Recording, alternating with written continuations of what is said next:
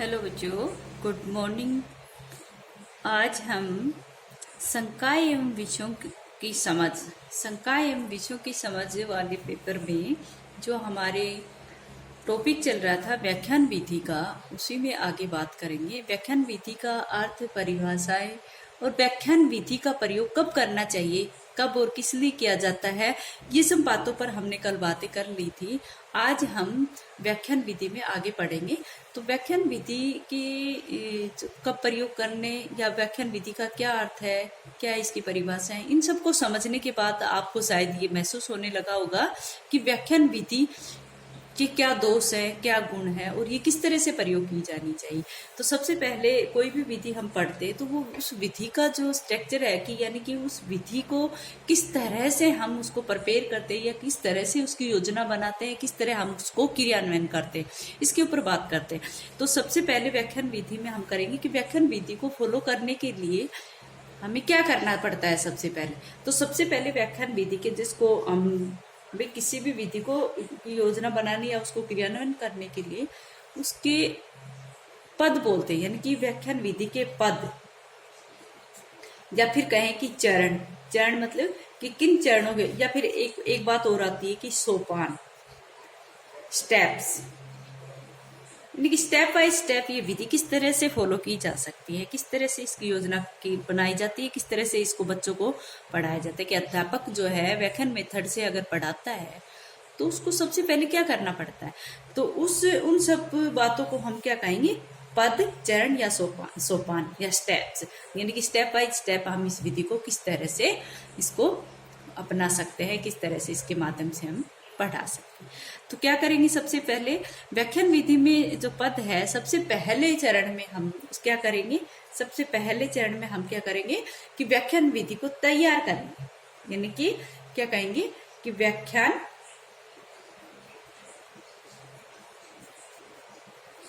तैयार करना, व्याख्यान तैयार करना। आप सभी जानते हो तैयार करना मतलब क्या होता है, किसकी योजना बनाना। एक प्रकार से हम कहेंगे कि योजना बनाना।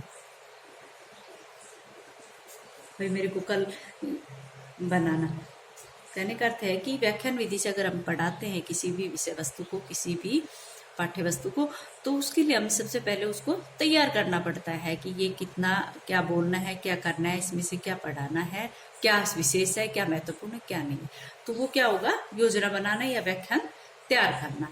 दूसरे स्टेप में क्या करता है अध्यापक, व्याख्यान को प्रस्तुतिकरण करता है। व्याख्यान का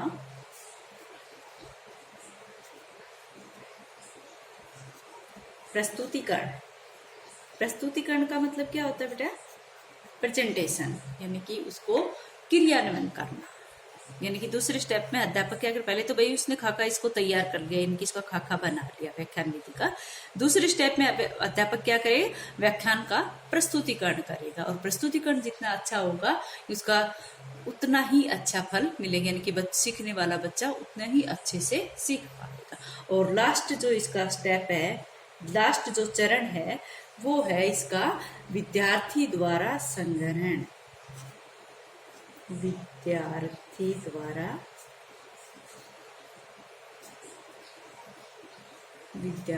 द्वारा यानी कि या तो हम कहें कि संग्रहण, या इसको हम कह सकते हैं मूल्यांकन। ये क्या होता है बेटा, संग्रहण क्या होता है, यानी कि किसी भी विषय वस्तु को जिसको अध्यापक ने बच्चों को पढ़ाया है तो छात्र उसे सुनेंगे और उसके आधार पर वो क्या करेंगे, ज्ञान ग्रहण करेंगे। और कितना ज्ञान ग्रहण छात्रों ने किया उसका हम मूल्यांकन करते हैं। तो इन 3 स्टेप से व्याख्यान विधि को प्रस्तुत किया जाता है।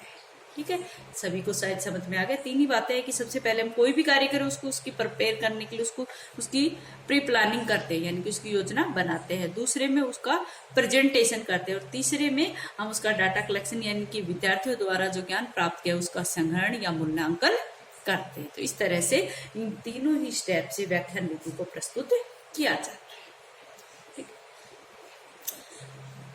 आगे हम इसमें पढ़ेंगे कि व्याख्यान विधि में, अब भाई हमने व्याख्यान विधि को समझ लिया, उसको क्यों फॉलो किया जाता है, वो किस तरह से फॉलो की जाए, किस तरह से उसका प्रेजेंटेशन होगा, किस तरह उसको प्रस्तुत किया जाता है, वो सब बातें होगी। तो हम आता है कि व्याख्यान विधि जो है उसके गुण और दोष क्या हैं। तो सबसे पहले हम बात करेंगे व्याख्यान विधि के गुण। किस पर बात करेंगे? व्याख्यान विधि के गुण। अब तुम समझ गए हो कि व्याख्यान विधि क्या है, तो कोई भी जान सकता है कि व्याख्यान विधि में कौन कौन सी विशेषताएं हो सकती है। जैसे सबसे पहले मैं बता दूं कि ये जो विधि है कम समय में, मेन पॉइंट मैं आपको बोलूंगी, कम समय में अधिक विषय वस्तु, कम समय में अधिक विषय वस्तु को, कुछ भी कह सकते हो कि विषय वस्तु को प्रेजेंट करना या विषय वस्तु को पढ़ाना, कम समय में अधिक विषय वस्तु को पढ़ाना। व्याख्यान के माध्यम से अगर हम पढ़ा रहे हैं तो हम कम समय में अधिक विषय वस्तु को पढ़ा सकते हैं, क्योंकि बोलने में समय कम लगता है, और अगर हम उसको लिख लिख कर या फिर बच्चों से को सोल्व करवा के करते तो उसमें समय अधिक लगता है। इसलिए व्याख्यान विधि की सबसे पहली विशेषता यही मानेंगे कि इस विधि में कम समय में अधिक विषय वस्तु को पढ़ाया जाता है। ऐसा आप सब इजी सी बात है, सभी बच्चे इसको समझ गए। दूसरी इसकी विशेषता है या इसमें जो गुण है वो क्या है कि बहुत ही सरल, हम कहेंगे कि बहुत ही सरल व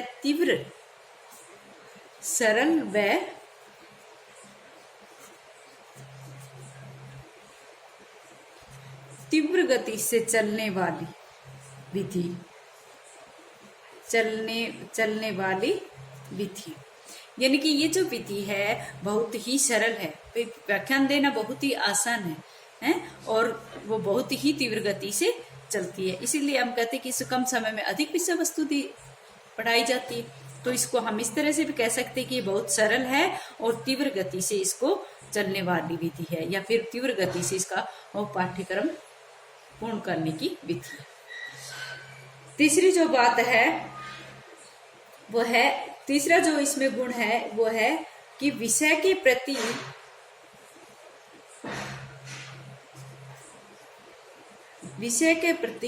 ध्यानाकर्षण, ध्यान प्लस आकर्षण क्या बन गया?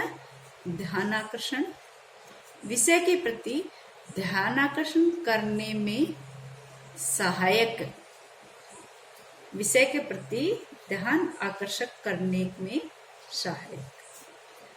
कोई भी किसी भी प्रकार का विषय हो, चाहे वो कठिन ही हो, लेकिन सबसे पहले उसमें व्याख्यान के माध्यम से ही हम उसको, विद्यार्थियों का ध्यान अपनी तरफ कर सकते हैं। व्याख्यान के माध्यम से ही बच्चों को हम प्रेरणा देते हैं और उस विषय की तरफ लेकर आते हैं। ठीक है।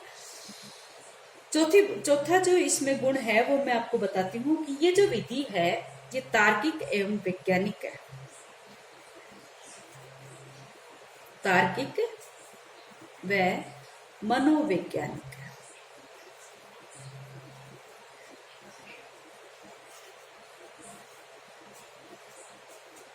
मनोवैज्ञानिक पद्धति है, तार्किक व मनोवैज्ञानिक पद्धति है।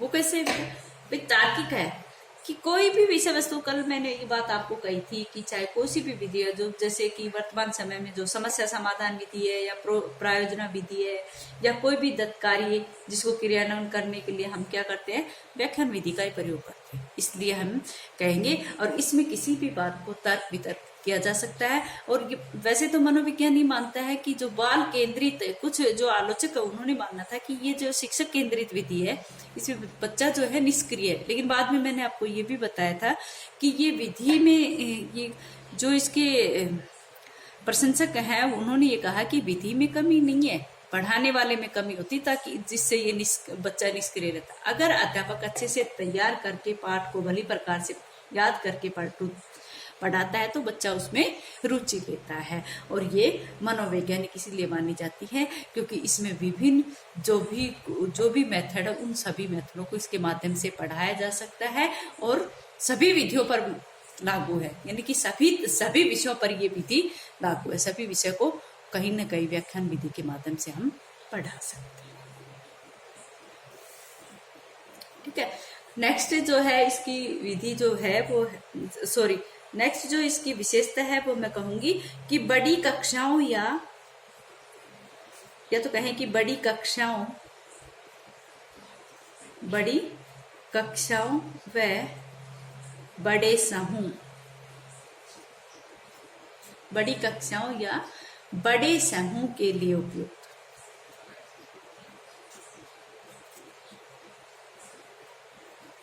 भाई और कोई सा भी मेथड हो उपयुक्त, ठीक है, और कोई सा भी मेथड हो उसमें हम छोटी कक्षाओं में भी शिक्षण कराए, सभी बच्चों को सक्रिय रख सके। लेकिन अगर कक्षा बड़ी है या कोई बड़ा समूह है जिसको हमें कुछ ना कुछ जैसे शिक्षण करवाना है या कुछ ना कुछ उसको उनको सूचना देनी है, तो वहां पर हम व्याख्यान विधि का ही प्रयोग करेंगे। ठीक है। नेक्स्ट है पाठ का जो सारांश है,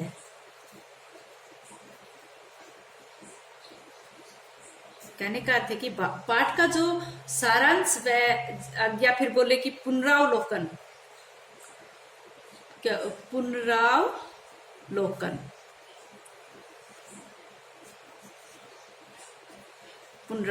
पाठ का सारांश यानी कि दोबारा अगर प्रस्तुत करना है, पुनः अवलोकन करना है, तो उसके लिए भी हम किसका प्रयोग करेंगे? व्याख्यान विधि का प्रयोग। इसके लिए व्याख्यान विधि अधिक उपयोगी मानी जाती है। ठीक है।